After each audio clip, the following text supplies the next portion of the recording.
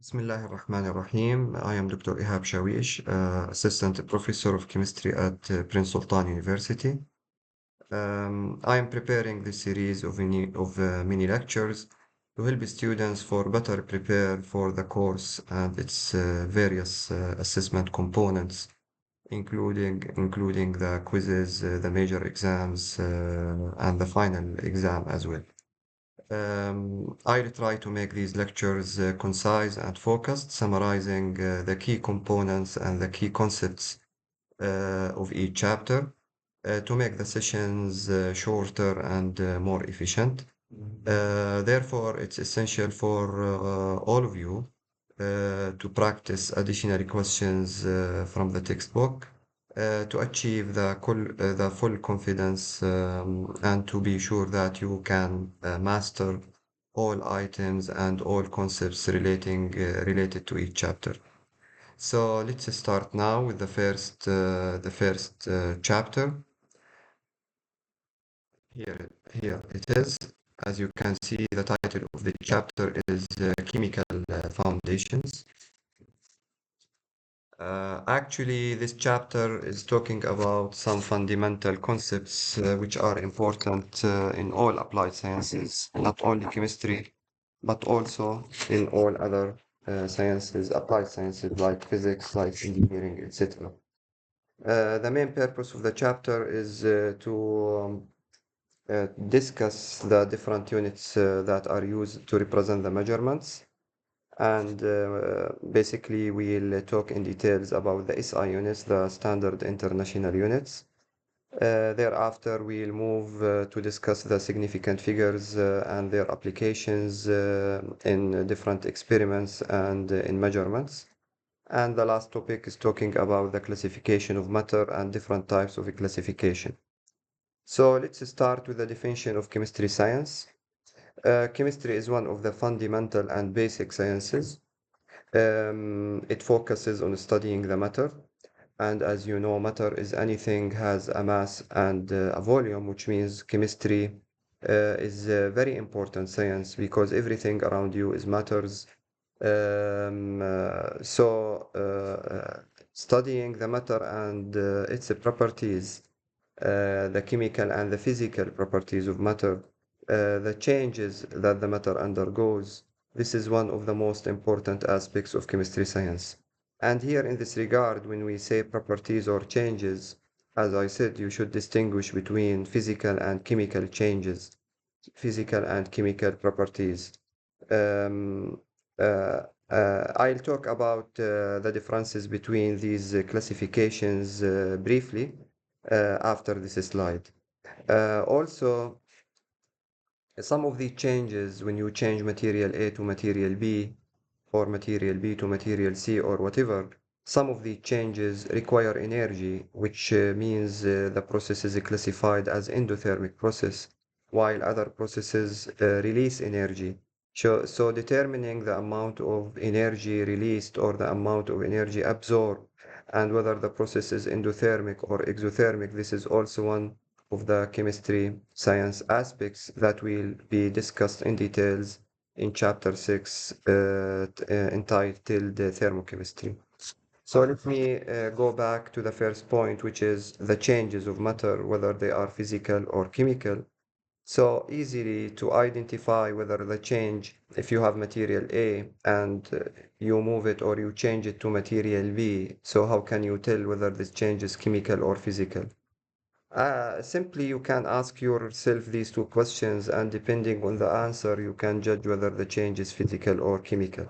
The first question, ask yourself, is a new material with different chemical composition and properties formed? If the answer is yes, yes, I ended with a totally new material with different chemical composition, then the change is classified as a chemical. So here, if the answer of this question is yes, it means that you are dealing with chemical change. While if the answer is no, I still have the same chemical composition of the final product and the initial product, then the the change is classified as physical. For example,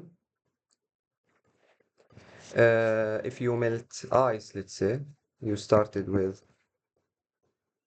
solid water, which is ice, and you ended with liquid water. This is the melting process. So here, as you can see, both ice and liquid water have the same chemical composition. I didn't end up with a totally new material. So this is a physical change. While, for example, if I react, let's say, sodium and chlorine, I started with these two materials. Sodium is a metal. It reacts violently with moisture or with water with an exothermic reaction that release a huge amount of heat. So this process is somehow dangerous. Chlorine is among the most toxic gases, very toxic. But when I react them with each other, I will end with sodium chloride, which is table salt, that that you can, and we can take it every day and for a limit, طبعا, it's healthy. So this is the first question. The second question also that will support the first question, and it will help you to decide precisely whether the change is physical or chemical. Can you reverse this change by applying physical or mechanical techniques? This is very important. So if I have a final material B and the initial material is A, can I return back B to A by applying physical or mechanical techniques? What we mean by physical or mechanical techniques, these techniques do not require any external component, third component, like heating, like freezing, distillation, filtration, sublimation, crystallization, centrifugation. These are the techniques. And by the way, you will study all of these techniques in the second experiment of your in the course. So again here, if the answer is yes, yes, I can reverse the process by applying heating, freezing techniques, then this is an evidence that the change is physical. So again here, let me give you the same example. We started with ice here, and we ended with liquid water. Now ask yourself, can I return back liquid to solid, to ice again? The answer is yes, by freezing. So this is how to distinguish between them. While if the answer is no, no, I cannot return back the final product or the final material to the initial material by applying these techniques, then here the change is chemical. Let's apply this question to the first example here, which is between sodium and chlorine. Now ask yourself, if I give you a sample of sodium salt, can we return it back to sodium and chlorine by heating, freezing, cooling, filtration, sublimation, etc.? Definitely the answer is no, which supports the idea that the change is chemical. Now let us move to the second important topic in the chapter, which is units of measurements. As you know, there are different systems in different countries that are using or applying different units for measurements. For example, when you go to America or to Europe, in some Europe countries, they deal with the inch to represent the dimensions, different dimensions. They don't use meter or centimeters or etc. Also, they use Fahrenheit. They don't use degrees Celsius or Kelvin. So in science, how can we make these measurements unified? The answer is by applying the SI units, which is the fundamental standard international units that we'll focus on during the course. Here we have some of these physical quantities with their corresponding SI units. For example, for the mass, the SI unit is kilogram, and the abbreviation also is important. It's kg. The length, it's not the length. We mean here any dimension, length, width, height, anything. Here is dimension. Any dimension is measured by meter. Time measured by second, the temperature by Kelvin here. It's not Celsius or Fahrenheit or whatever. And this unit is important. We'll, inshallah, deal with it in the future. To convert Celsius to Kelvin, I think you are familiar with this formula. The degrees in Kelvin equal the degrees in Celsius plus 273.15. So in the future, when we deal with temperatures and we include them in calculations, we'll go back to this point. The electric current, it's more important in physics, but يعني let's talk about it briefly. It's measured by ampere. Amount of chemical substance, this is among the most important measurements in the course. Amount of chemical substance, don't forget it, because we'll talk about it in details in chapter 3. It's measured by mole. Don't forget this unit. And the luminous intensity is measured by candela in physics. I think this is in physics, yes. So now here, what we, as we said, we'll focus on the SI units only. And let us move to these two important tables. This is the first table here. Okay.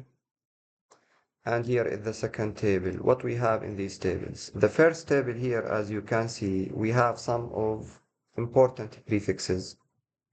Starting with the baseline here, can you see the baseline? Here is one. One what? One anything. It may be anyone of any of the previous units. 1 meter, 1 gram, 1 second, 1 mole, 1, etc. Above the line here, we have the multiplies of 1, the units that are greater than 1, or the expressions, let's say, for the same unit that is greater than 1, multiplies of 1. The first multiply is called deca, it's 10. And the second one is hecto, which is 100, kilo, 1000, mega is 1 million, and so on. The conversion factor or the value of each one of these prefixes is represented by the table by two different methods. The traditional method here, and the exponential notation. The exponential notation is very important. We don't have time now to show you what we mean by exponential notation, so I advise you, if you have a problem, to convert numbers from traditional method to exponential notation. How to use powers when the powers are positive, when the powers are negative. My advice is just to go back and to revise this topic from any source you want. So 10 is 10 to the power 1, 100 is 10 to the power 2, 1000 is 10 to the power 3, 1 million is 10 to the power 6, and so on. These prefixes are important, so we'll ask you to memorize them all, because they are more important for you as engineering and software engineering students at Prince Sultan University. Rather than me as chemist, you should know them, because in your advanced courses you will deal with them systematically and frequently. But the most important thing is how to read the table. How to read the table. Read the table from left to the right. Don't write it from right to the left. What I mean by that, from left to the right means 1 deca, let's say meter, 1 decameter equals 10 meters. Don't say 1 meter equals 10 decameters. No. Start from the left. 1 megasecond equals 1 million seconds, or 10 to the power 6 seconds. I'll give you some examples now to illustrate how to use these tables. Don't forget this point. Here is another important table. This is the second table, in which what you have here, you have the parts of 1. Parts of second, parts of meter, parts of mole, parts of whatever. Parts means less than 1. The first prefix is called deci. The deci is 0.1. So when I say, again here, read it from left to the right. 1 decimeter equals 0.1 meter, which is 10 to the power minus 1 meter using exponential notation. Please don't forget these exponential notations. Again, they are important. In 1 centimeter is 10 to the power minus 2 meters. Let's say 1 nanogram is 10 to the power minus 9 grams, and so on. Again, here you should memorize these prefixes and their conversion factors. Now, let me give you some examples to illustrate this idea and to show you how to use how to use these tables. Any examples? مثلا, let's say here is an example. Convert 1,200 meters to nanometers. The question asks me to convert 1,200 meters to nanometer, which means I need the second table here. Here is the relation between nano and meter. Can you see it here? 1 nanometer is 10 to the power minus 9 meters. So I should write this relation here. 1 nanometer equals 10 to the power minus 9 meter.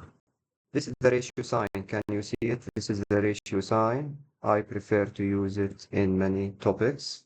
In any ratio sign, as you can see, you have two sides, the left side and the right side. It's very important to substitute the number which has the same unit in the same side. What I mean by that, here when you read the question gave me the value in meters, and we have meters in the right side, which means I should substitute the meter under meter. I should substitute this value here because it's meter, and here we have meter. As you can see, they are consistent. We should apply the consistency, while here we have x.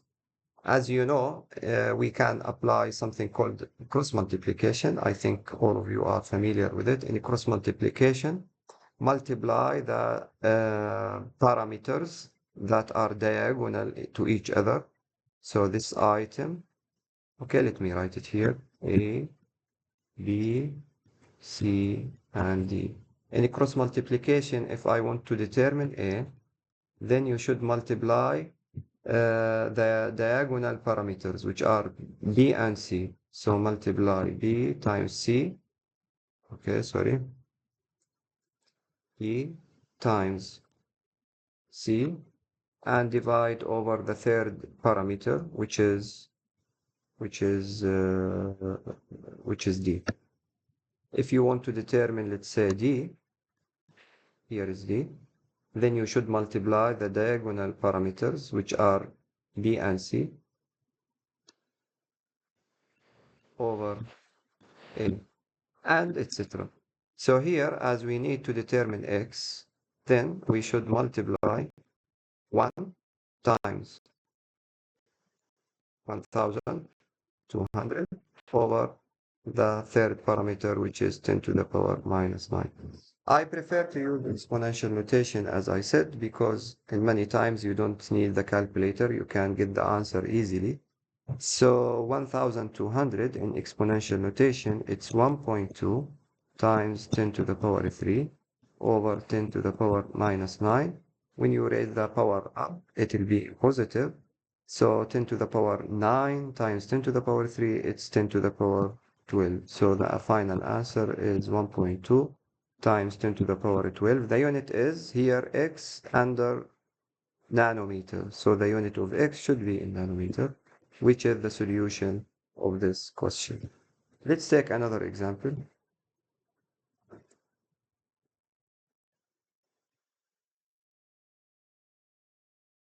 Convert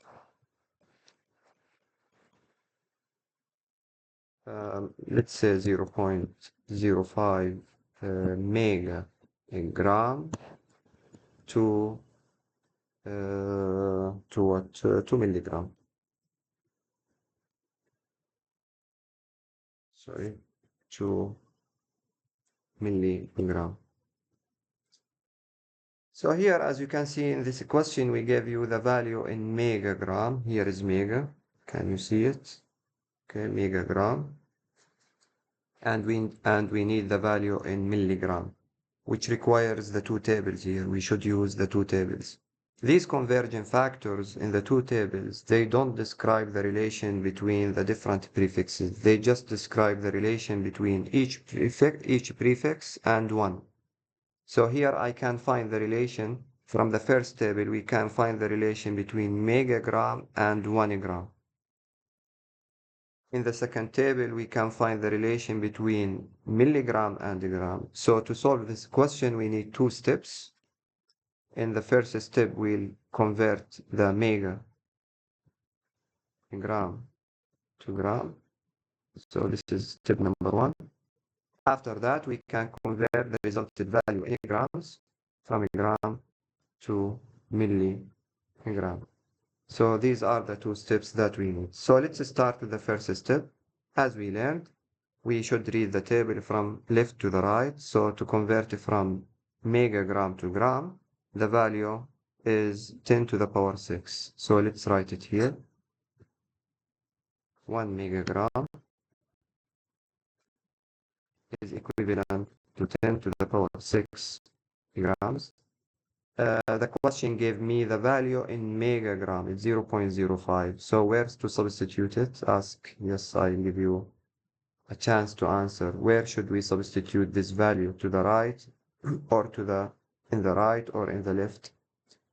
Yes, you are right. You should substitute it here in the left because as we said, we should apply the consistency. So this is 0.05 or by exponential notation, please. Try to be well prepared for the exponential notation because we need it in the further topics. So this is 10 to the power negative minus 2. Both are correct, but we prefer to use the exponential notation. And here is x. As we have learned, x by cross multiplication equals this item, 5 times 10 to the power minus 2 times 10 to the power 6, the diagonal parameters, over the third item, which is 1. So it's easily 5 times 10 to the power 4, and the unit of x is gram, because here, as you can see, they are under each other, so here is a gram. We did not solve the question yet, because the question asks me to determine the value in milligram, which means I need the second table here. The relation between milligram, where is it? Here is milli. Okay, so the relation between milligram and gram is 10 to the power minus 3. So 1 from the table, 1 milligram is equivalent to 10 to the power minus 3 grams. In the first step, we got the answer in grams, so I should substitute it here in the right under grams. 5 times 10 to the power 4 grams, and here is x. By cross multiplication, x equals 1 times 5 times 10 to the power 4 over 10 to the power minus 3. When you solve it, you will find that the answer is 10 to the power 7 milligram, which is the final answer. So this is how to use tables. Let me give you another example here, a third example and a last example. Let's say you have this box, and as you know, any box has 3 dimensions: width, height, and length. Let's say the width or the length of this table is 0.9 centimeter, and the width is 0. Let's say 8 centimeter, while the height is 0.7 centimeter. Now here, the question asks me to determine, let's say, the volume of this table in meter cubed. Let's try to solve it. As you know, the volume of any box or any cube equals the multiplication of the 3 dimensions, width times height times length. So it's 0.9 times 0.8 centimeter, and here centimeter, times 0.7 centimeter. The calculator will give me this answer. 0.9 times 0.8 times 0.7. So it's 0.5. The unit is centimeter cubed because we multiplied centimeter times centimeter times centimeter, so it's centimeter cubed. طيب, the question asked me to determine the volume in meter, so we have to use the table. From the first table, or the second table, sorry, the relation between centimeter and meter is 1 centimeter is equivalent to 10 to the power minus 2 meters. Now my question is, can we apply this ratio to solve our question? Can we apply it directly? Actually, no, because here we got the answer in centimeter cubed, while here the ratio in centimeter, which means I cannot substitute centimeter cubed under centimeter directly. So what shall I do in this case? Very easy. Raise everything to the power 3. So when you raise 1 to the power 3, centimeter to the power 3, 10 to the power minus 2 to the power 3, and meter to the power 3. What you will get? You will get this ratio. 1 to the power 3 is 1, and centimeter to the power 3 is centimeter cubed. 10 to the power minus 2, here is 3, not 2. 10 to the power minus 2 to the power 3, it's 10 to the power minus 6. And here is m cubed. Now we can use this ratio to solve our question, because again, as I said, in any ratio, the consistency is very important. Always, you should apply the same unit in the same side. Here, centimeter cube, and we got our answer in centimeter cube, so we can easily substitute it. So this is 0.5 centimeter cubed, and here is x, which is the answer in meter cubed. X equals 0.5 times 10 to the power minus 6. Now 0.5 is 5 times 10 to the power minus 1 times 10 to the power minus 6 is 5 times 10 to the power minus 7 over 1 meter cubed, which is the final answer. Now let's move to the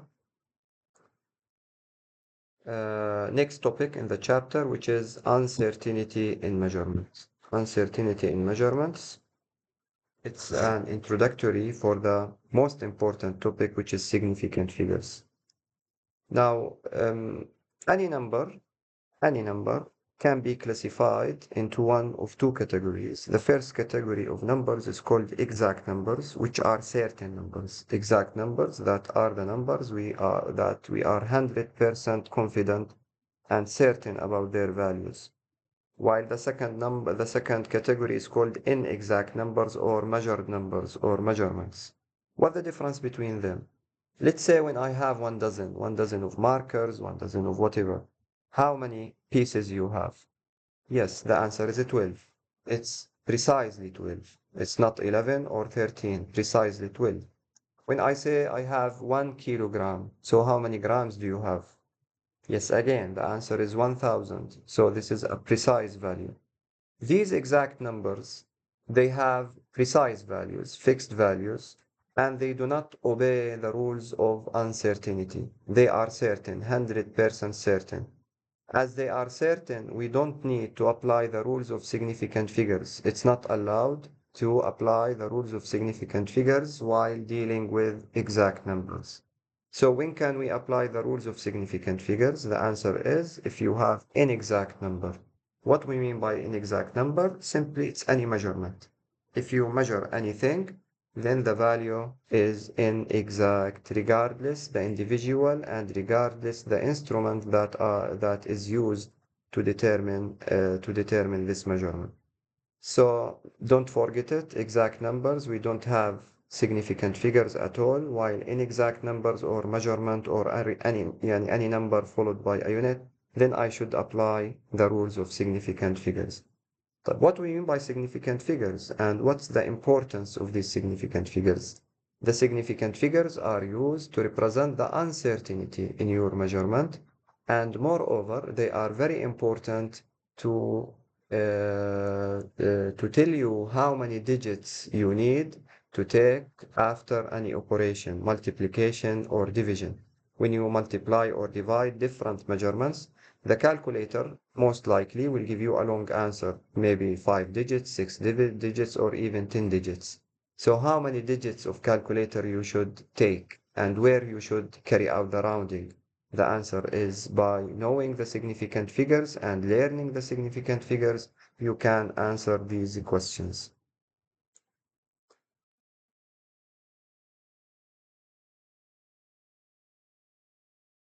For example here, just to tell you what we mean by uncertainty in measurements, here as you can see, this is a burette. You will deal with it in titration experiment.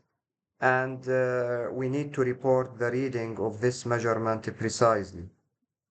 So the first step for any manual device like these burettes, the first step to determine and to report the measurement precisely, just go to any two numbers and find the value of each line or each tick, each division. So here, for example, this is 23 and 24. The difference between them is 1 milliliter. Okay?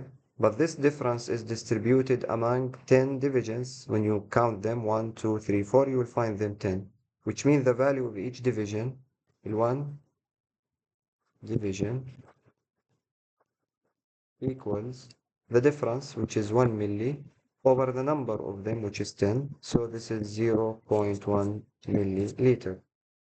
The next step, find something called the precision. Precision is the smallest reading that can be measured by the device. The precision equals the value of division over 2. So here we determine the value of this period, the value of the division is 0.1 over 2. So it's 0.05 milliliter. Why precision is important? It's very important. Here, as you can see, how many decimal places we have in this precision. We have 2 decimal places, which means any measurement, any reading of this burette should be reported using 2 decimal places. Now let's go back to our measurement. In the burette, the divisions or the numbers are upside down, which means as we move down, the measurement increases. So here, this division is 20.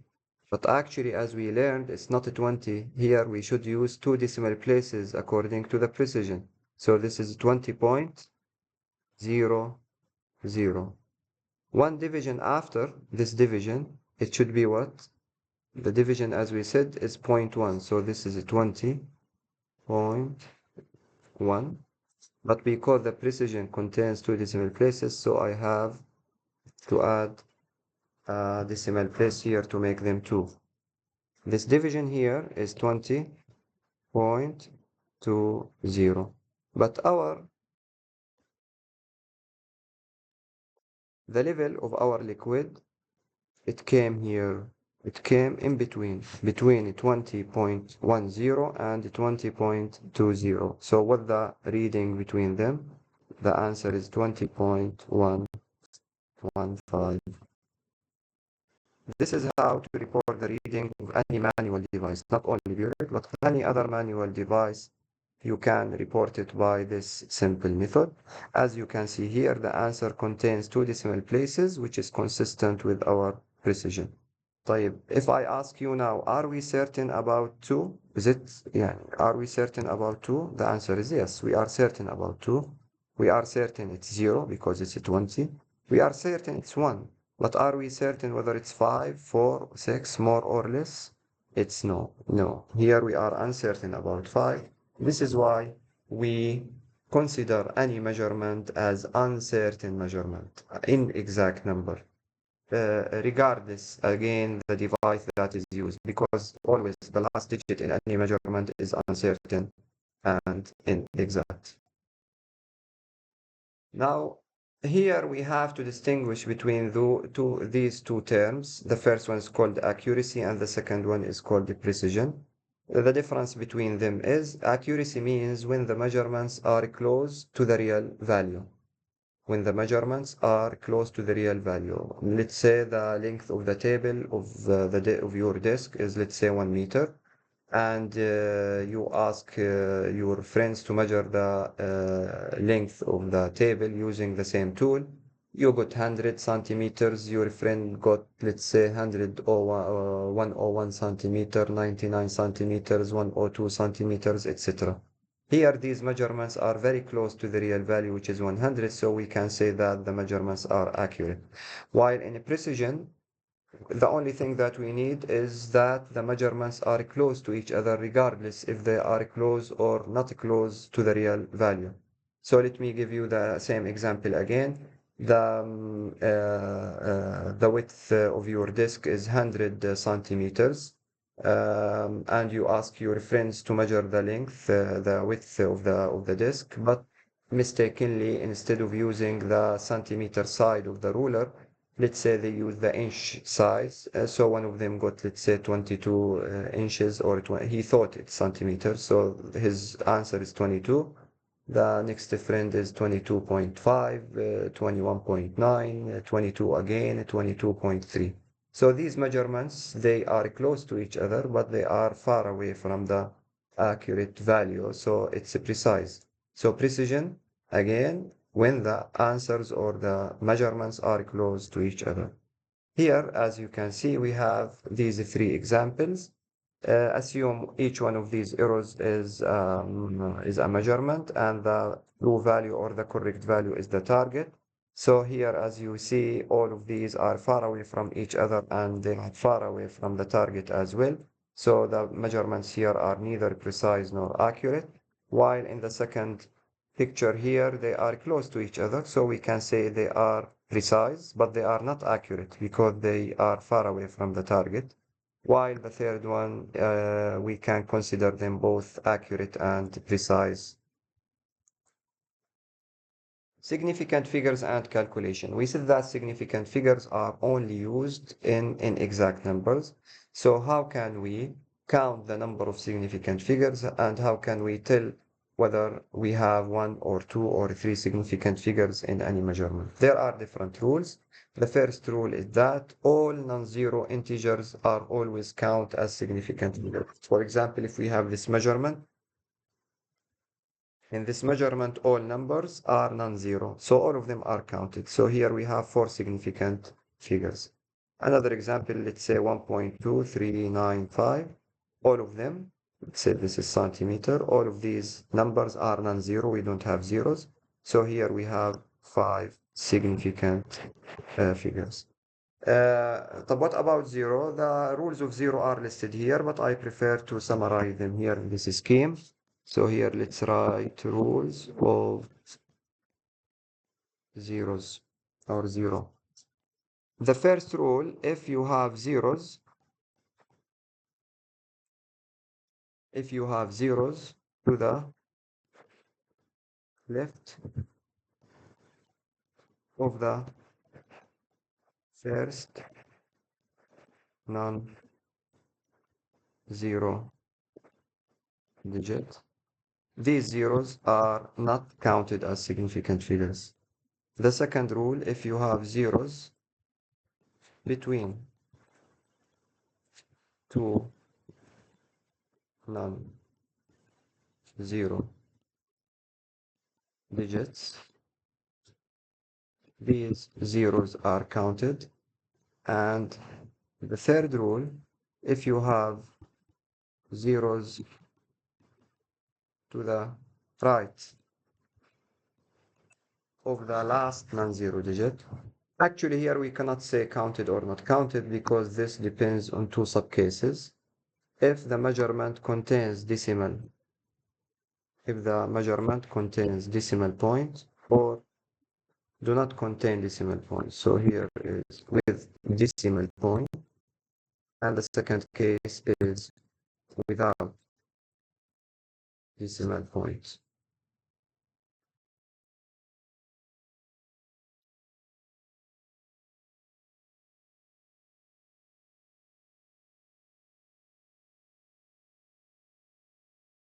here without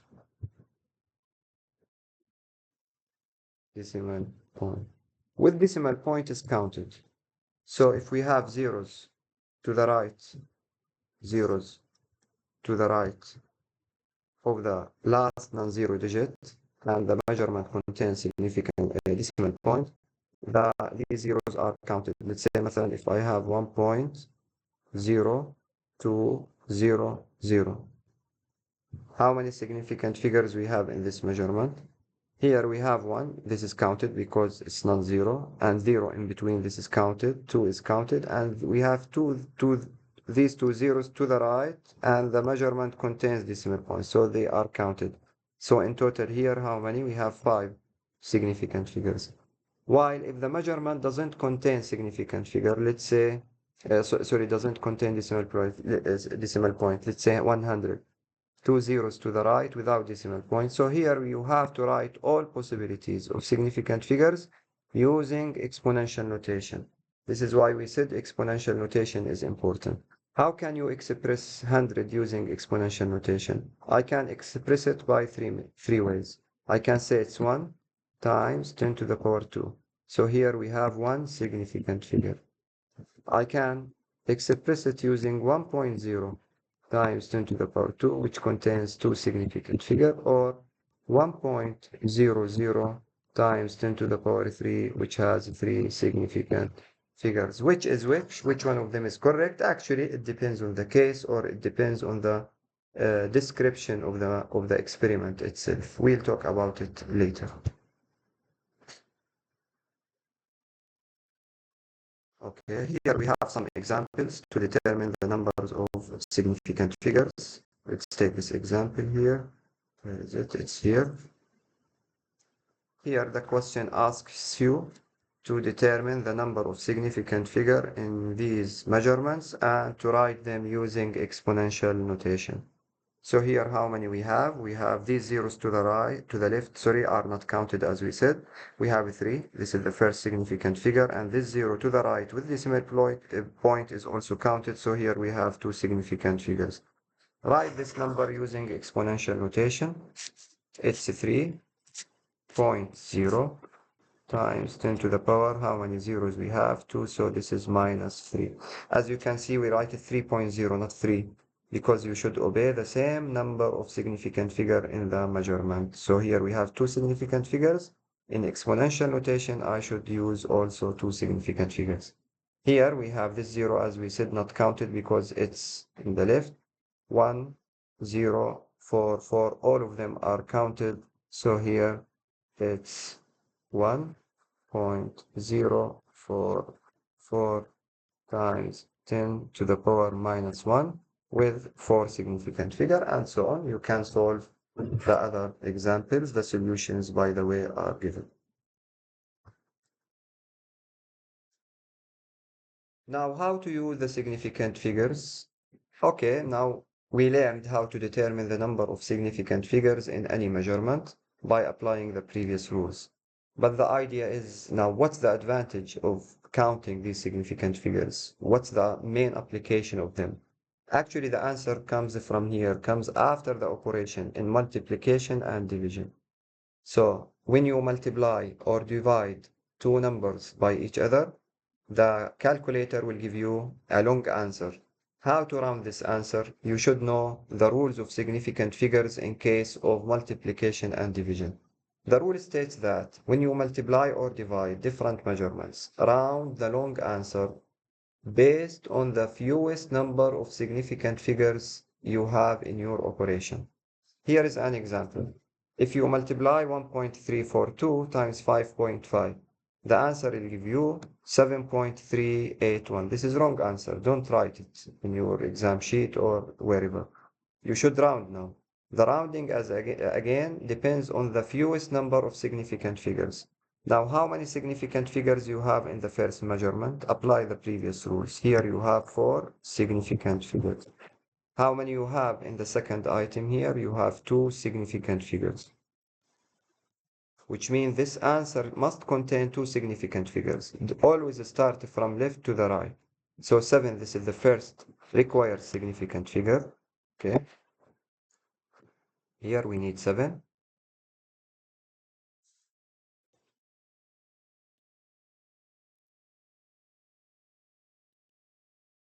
7. And 3 is the second required significant figure. But don't be in hurry.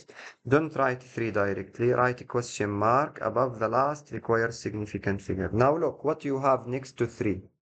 If the number next to 3 is 5 or more, round it up by adding 1. If the number is 4 or less, keep it as it is. Here, as the number next to 3 is 8, then I should add 1, and the final answer is 7.4. Let's take another example, anything, randomly here, multiply or divide any 2 or 3 numbers. Let's say 2.0 times 3.20 over 0.039. Here we have multi-operational process in which we have multiplication and division. Multiplication and division, they obey the same rule, which means no need to do the rounding individually. No need to do 2 roundings. Don't round the multiplication, then round the final answer after division. No, take them as they are and apply them in your calculator. So this is 2 times 3.2 over 0.039. The answer of calculator is 164.10.256, etc. Now round according to the rule. The rule, again, is the fewest number of significant figures. Here we have 2 significant figures. Here we have 3 significant figures, while this contains how many? It contains 2 significant figures, which means my answer must contain how many? 2 significant figures. 1 is the first required significant figure. 6 is the second required significant figure. But what we have next to 6? We have 4. Now, as we have 4, as we said, keep it as it is. Don't add 1. So the answer, the number that we need is 1 and 6. But does it make sense to write the answer 16? Definitely no. The answer is not 16. It should be 160. So if I write 160 here, as again here, I have 0 to the right without decimal point. The rule states that if you have 0 to the right without decimal point, then you have possibilities, different possibilities to express the number using the exponential notation. Which is the correct possibility in this case? The correct possibility is the possibility that give me the answer with 2 significant figures, because we need 2 significant figures. How can we express 160 using 2 significant figure? The answer is 1.6 times 10 to the power 2. So this is how to do such type of questions. The next and the last operation is the addition and subtraction. In addition and subtraction, the rule is different. Please don't mix the 2 rules. In addition subtraction, round the answer based on the fewest number of decimal places, not significant figures. Example, when you add 23.445 plus 7.83, the answer will give you 31.275. So here, count the decimal places. How many decimal places? I will highlight them in each parameter. Here we have 3 decimal places, while here we have 2 decimal places, which means my answer must contain how many? It must contain 2 decimal places. The decimal places start with 2 and end with 7, because I need 2 decimal places. What we have next to 7, apply the same rule. If the number next to the last required decimal place is 5 or more, add 1.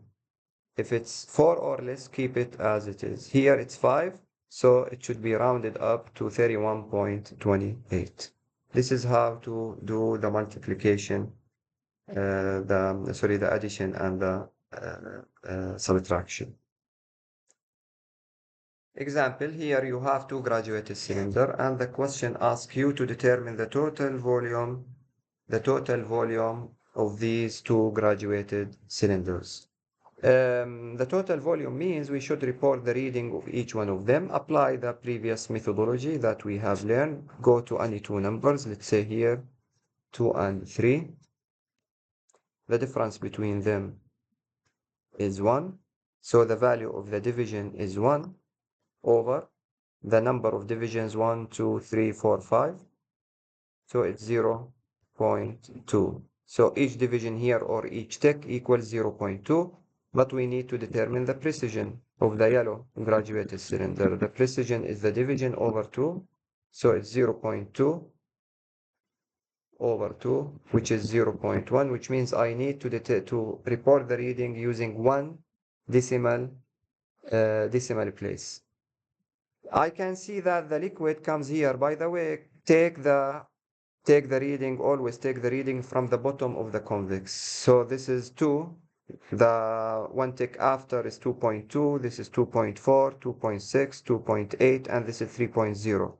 The reading between 2.8 and 3.0, which is 2.9. So it's 2.9.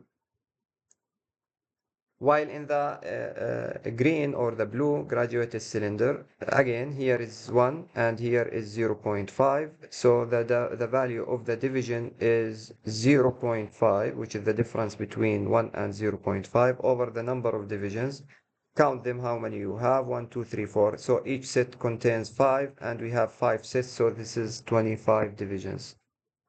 Now 0.05 over 25, I think it's 0.02. So the precision of the blue graduated cylinder is 0.02 over 2, which is 0.01.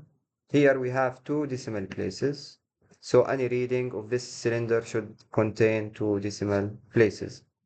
طيب, how can we report the reading? Now خلينا نروح first tick here, the first division from the bottom. This is 0.02.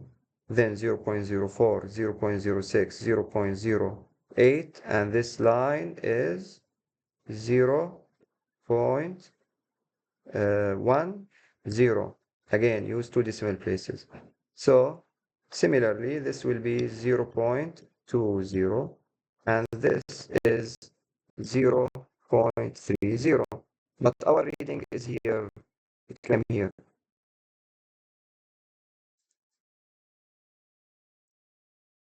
Let's change the color, it's here. It's one division before 3.0. So it will be what? It will be 0.28. Now add the two volumes. The total volume of these cylinders equals 2.9 plus 0.28. 2.9 plus 0.28, the answer of calculator is 3.18. When you apply the rules of decimal places, this is addition process. Here we have one decimal place. Here we have two. So this should have one decimal place, which is 1, but we have 8 next to 1, so the final answer is 3.2. Now the slides, they give the answer 3.1 because they assume that the level of the yellow liquid comes here at 2.8, but I can see it's 2.9, not 2.1, and it depends on the person or the individual who is carrying out the measurements. So both are acceptable. But in the exam, the picture should be 100% clear to make the answer accurate. The next topic is the density. We can apply, by the way, we can apply the rules of significant figures in many operations. One of them is density. In density, you should divide mass over volume. And by the way, this is the title of your experiment next, or the first experiment. Example, certain mineral has a mass of 17.8 grams and volume of 2.35 centimeter. What's the density of this mineral? Direct substitution. Density is mass over volume. Now, when you divide 17.8 over 2.35, the calculator will give you this answer. 2.35. This is the answer of calculator. 7.5, 7, 4, and blah, blah, etc. This is one of the applications of significant figures. Here we have division, so we should apply the rules of division. In division, the answer is rounded to the fewest number of significant figures. Here you have 1, 2, 3, while here you have also 3. So the answer should contain 3 significant figures, 7, 5, and 7. What you have next to 7? You have 4, so keep it as it is to get this answer, 7.57. This is another example. You can solve it by the same way. The last topic in the chapter is the classification of matter. Classification of matter. We have two simple classifications, the physical classification and the chemical classification. Each one of them classify the matter according to its point of view. In physical, we have the solid, the physical states, which are liquid, gas, and we have the fourth state, which is plasma, but we're not going to talk about it. We'll just focus very briefly on the main physical classes or categories of matter. In chemical, we have 4 different categories. The first one is called element. The second one is called molecule, then compound, then mixture. Now let's study the main differences and how to classify the matter properly. Here we have the physical classification. This is the physical classification. So again, as you can see, we have 3 different types, solid, liquid, and gas. Here are the main differences between them.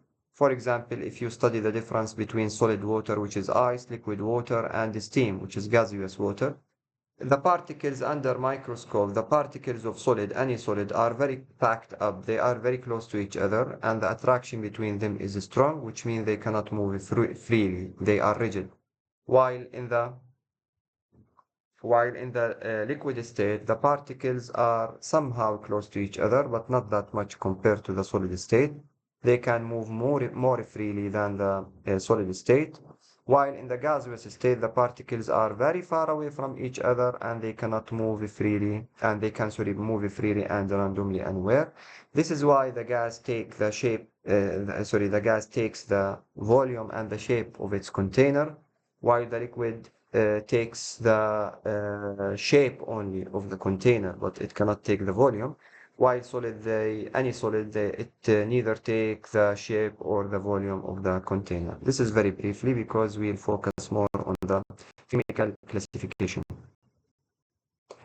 To understand the chemical classification with the previous 4 categories, which are element, compound, molecule, and mixture, we should understand that each one of these 4 categories is built up of building units.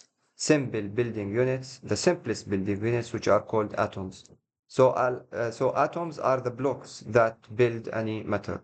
And all known atoms in chemistry are arranged in periodic table that we'll study later in the upcoming chapters. So element, this is the first category. Here is the chemical classification of matter. We have here element, this is category number 1. Type number 2 is molecule. Type number 3 is compound. Type number 4 is mixture. What's the difference between them?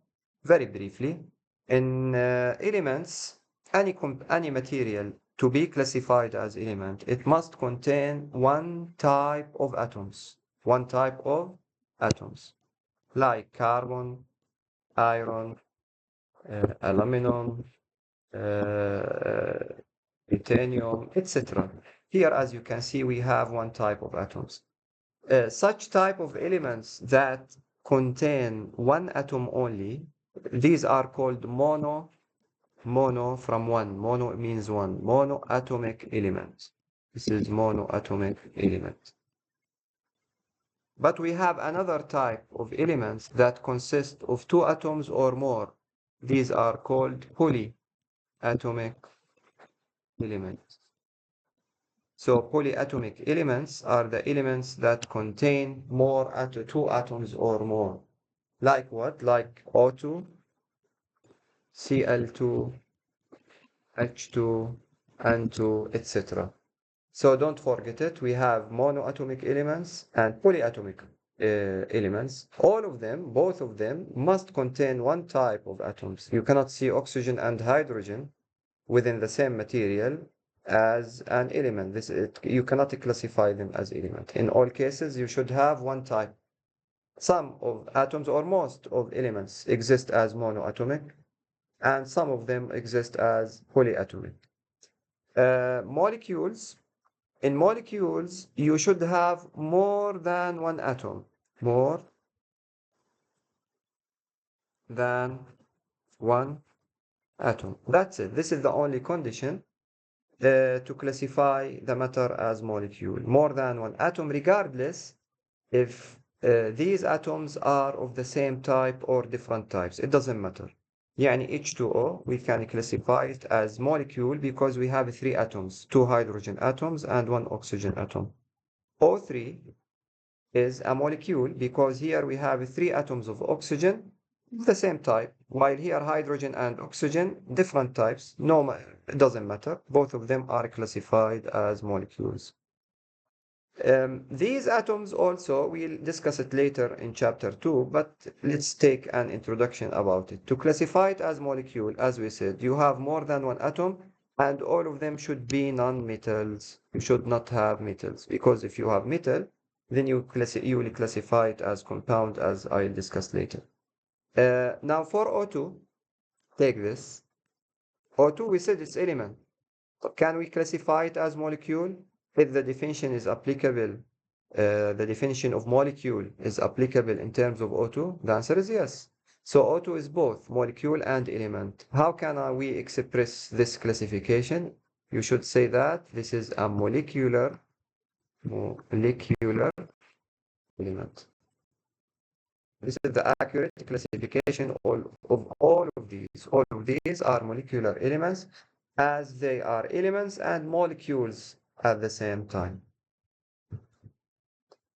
The third type of classification, or the third category of matter, according to chemistry point of view, is compounds. In compounds here, you should have different types of atoms. Here, you should have different types of atoms. And one of them should be metal. Here, you should have at least one metal. For example, when you have an ACl or MgBr2, here sodium and magnesium both are metals, and you have different types, Na and Cl, the two different types. So this is a compound, MgBr2, this is another compound. Now H2O, and we prefer to classify it as molecule because hydrogen and oxygen both are non-metal, but if you classify it as a compound, يعني, it's acceptable in some textbooks, so it's not a big problem. The last type of, or the fourth category, here is a 3, and here is 4, is mixture. In mixture, you have to have different combinations between different components, two different compounds, two different elements, element with compound, compound with molecule, etc. At least two or more, with a physical combination between them. So the interaction between them should be physical, not chemical. How can I tell whether the combination is physical or chemical? It's similar to what we have explained when we studied the physical and chemical change. If I can reverse the process, yani if I can separate these components by applying physical techniques like heating, sublimation, filtration, cooling, freezing, distillation, etc., then this is an evidence that the combination is physical and I have a mixture. The second point is after mixing, yani after adding these different components together, did I end with a totally new material with different properties, with different chemical composition? If the answer is yes, then this is not a mixture. This is a chemical reaction in which you will end with a molecule or compound. But if the answer is yes, is no, sorry, the properties are the same. We don't have any new material, then this is a mixture. Example, when you dissolve sugar in water or salt in water, when you dissolve them, you will prepare a solution of salt or a solution of sugar. This is a mixture. Why mixture? Because easily we can separate the water from salt again by distillation or by evaporation. When you evaporate, you will separate the water from the salt. And water is still water, with salt is still salt. We did not end with a totally new material. Mixtures have two types, which are homogeneous and heterogeneous. Homogeneous mixtures when the mixture contains one layer only, while heterogeneous mixture when the mixture contains different layers. For example, when you mix oil with water, you will have two layers. The oil layer will be the upper layer, while the water layer is the lower layer. So this is a heterogeneous mixture. While when you dissolve salt in water, then the mixture is homogeneous because you can observe only one visible layer. But here, don't be in hurry. To classify correctly and precisely, don't do the judgment and don't make your decision directly. Ask yourself, what will happen to this mixture after 2, 3, 4 hours? If the answer is still one layer, then it's a homogeneous. But if the answer is two or more layers, then the classification should be heterogeneous.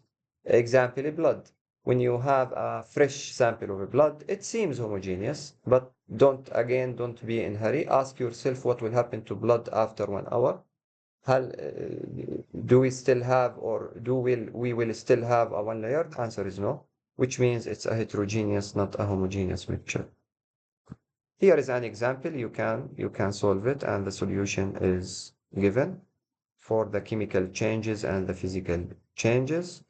Okay, let's end with this last slide. Here you have three scenes, three pictures, and the question asks you to tell whether they represent mixture, compound, or etc. Here, as you can see, we have these two green balls with this yellow ball with two pink balls, these two violet balls. So we have, it's clear that we have different components within the same container, which means this is a mixture. And here, as you can see, we have separate atoms. This is an element. Is it monoatomic or polyatomic element? And give me example. Try to solve it alone. And here we have this black ball. I don't know if you can distinguish it with these two outer blue balls. So this is a compound or a molecule. Okay, thank you for listening, and we'll continue or we'll start chapter number 2 in our upcoming class. Thank you so much.